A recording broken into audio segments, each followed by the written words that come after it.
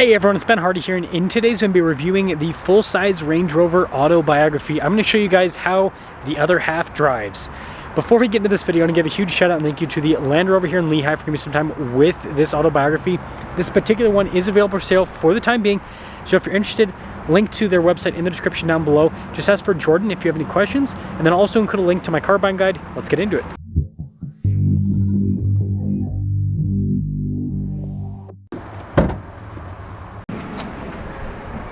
Under the hood, we have a twin-turbo 4.4-liter V8 that goes to an 8-speed automatic transmission. Fuel economy 16 around town and then 22 on the highway, with power outputs being 523 horsepower and then 553 pound-feet of torque. Before we move forward with this review, I do want to mention if you want to see more videos just like this, then I recommend you subscribe because I post content every single day. So starting with the hood, you guys can see Range Rover logo front and center, and there's not a lot happening because Range Rover is going for a minimalist design with all their modern cars. So you can see with the headlights, again, they still look like Range Rover lights, and they are flush with the grille here. The only bodywork that's not as flush is this section down here with the fog lights and parking sensors and all that. But yeah, overall, it looks like a Range Rover. Now around the side here, our tire wheel setup is 285 by 40 by 23 in the front and over in the rear. And then you can see with the wheels here completely blacked out. We've got the Land Rover logo there in the center. And then no fender flares or anything like that, just fenders pop out a little bit. You got this very subtle Autobiography badge down below. And then you notice everything else is just blacked out here on the side. And this leads us to the key fob. We've got our lock-unlock function. It's to pop in the lights. That's for the rear hatch, Land Rover logo, and pop it open. Now being the full size, we've got the cool tailgate setup. So this pops down to be a tailgate, but then you've got the regular hatch there up top. And then we've got the cargo cover here in the back. Very high quality material for a, I mean, listen to that, for a cargo cover. Usually they're just like flimsy plastic. And then you'll notice here we've got some vents in the back as well, and then we've got all of our controls here to raise and lower the seats, and then also the suspension of the vehicle as well. And I like how you can do all of them at once for the lowering down. I think that's a pretty cool feature to have. But yeah, definitely practical in the back. When you're all done, just press that and that will close everything up. Now speaking of minimalist, when you look at the back end here, especially with the blacked out car like this, you can't really see the taillights. But then, yeah, they do exist. So very interesting, and not much else to go over with the rear. Now taking a look at the door panel in the back, you can see we've got a sunshade here, built in from the factory. Really nice trim that extends all the way to the bottom. Like even this here is covered.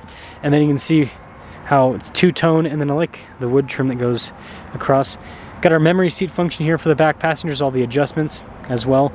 And look how beautiful these speakers are for the sound system. And then very luxurious seats in the rear, perforated all down the center. And then we of course have TVs in the back, always a fun feature. It's like a lounge back here, look at that. We've got our own climate zone here in the back as well. Actually, I'll turn on the car so you can see that. So here are those climate controls, and this is pretty cool. Notice that we've got heated and cooled seats in the back, and she'll actually turn those on because it's pretty toasty today. But yeah, I mean, that's definitely a luxury thing, and I will say these seats are incredibly comfortable, and then you'll notice that we've got great headroom here in the back. Now take a look at the front door panel again. Really nice material use, just like the rear with the two-tone design and the wood trim and all of that. Got your seat adjustment and memory seat functionality. Really nice finish on the window controls, your mirror adjustments. Blind spot monitoring with the mirrors.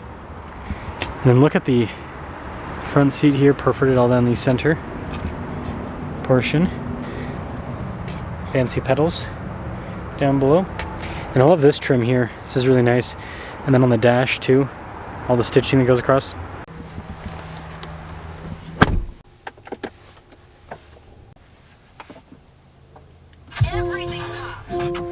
Now take a look at the steering wheel. It's not only two-tone, it's two different materials. There's wood trim on the outside, or at least it looks like wood trim, but very, very fancy indeed.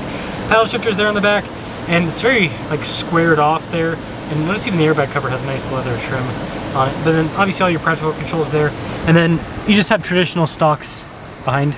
With the gauge cluster fully digital, and you can scroll through and see different bits of info on systems within the vehicle. Pretty straightforward. And then we do have a bunch of different drive modes. And if we pop it into like dynamic, for example, it'll pop up there with the little kind of like animation showing. And all the drive modes are just right here in the center that you select on the screen. And speaking of the center screen, so you can see 360 camera system. I mean, you can see out of every single angle. Fills in underneath the car as well. Great for both on-road and off-road use. And this screen controls everything in the car now. So we've got like our climate controls built into this. See for the seat controls as well. And I mean, it does respond quickly, so it's great. It's easy to use. Notice we do have the center and rear locking diff with this, which is always a neat feature to have. But yeah, I hope you like screens, because this is the future of Range Rover. At least it seems that way. Now we've got the double glove box set up.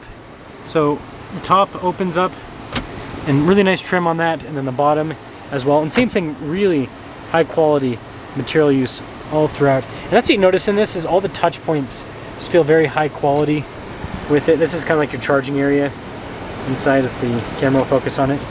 You got your shifter, engine, stop, start, and that's it on this panel. Nothing else. Some cup holders, then you got the center console that doubles as a refrigerator. I like the tight feel of the console. And this actually does come with a camera rear view mirror. We've got the controls here for the panoramic sunroof, and then this has a leather headliner, which is definitely bougie. So quite a bit of glare, so it's kind of hard to see, but again, Autobiography, and this one's the 7-seater, so third row, if you missed that earlier. Anyways, $175,110 is the total MSRP on this, and see how it drives.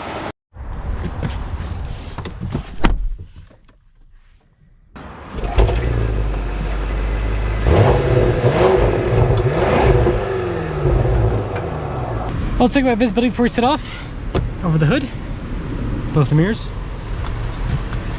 throughout the rest of the rear, and Range Rover Autobiography.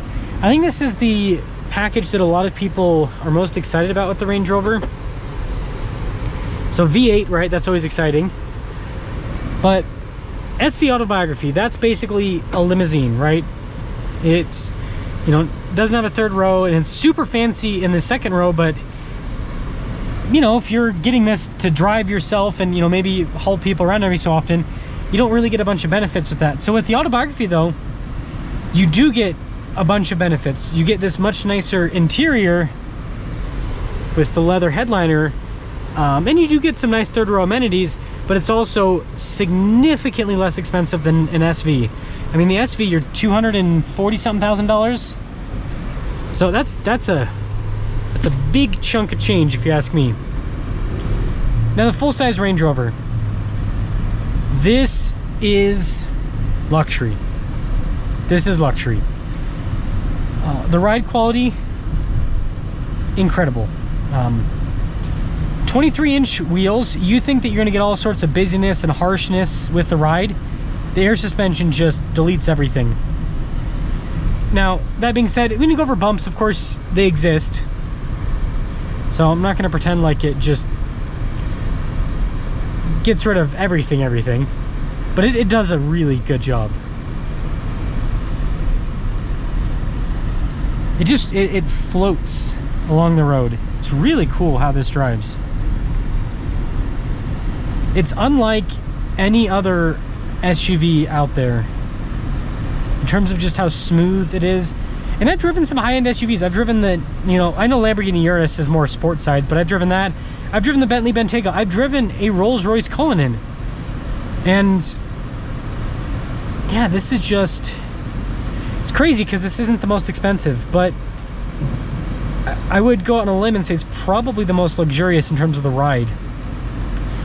Being unibody, independent suspension, and having air suspension that Land Rover's had the chance to work with for over 2 decades now.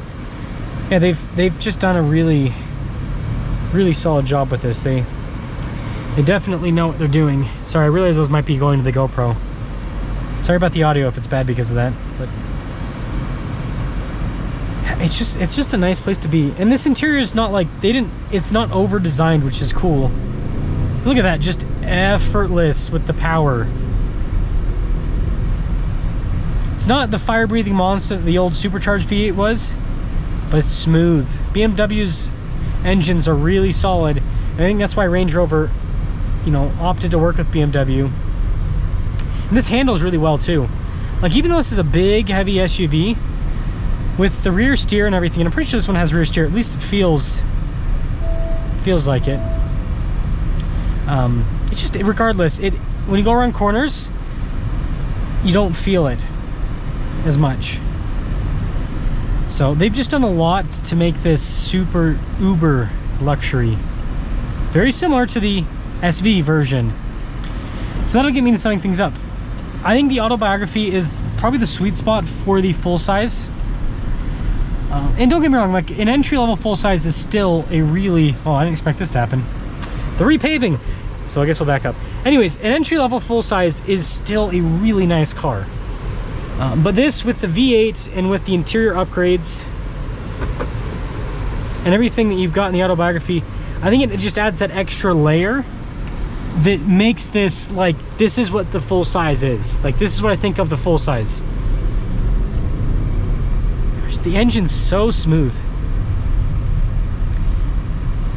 So yeah, if you're gonna be getting a full size, I don't think you can really go wrong with the packaging, but I do think that if you've got the dough for the Autobiography, I think that's kind of the route to go, just with the extra goodies that this comes with and the driving experience that this provides for the driver and the passengers. Like, this feels like just such a well put together luxury car. And this also makes me question why anyone would even get a luxury emphasis on the car part. Like, you know, because this exists, I see no point in, like, getting an S-Class or, you know, the BMW 7 Series, like any of those luxury cars, because this gives you all the SUV benefits, and I don't think there's any downsides to this when it comes to driving. Let me know your thoughts.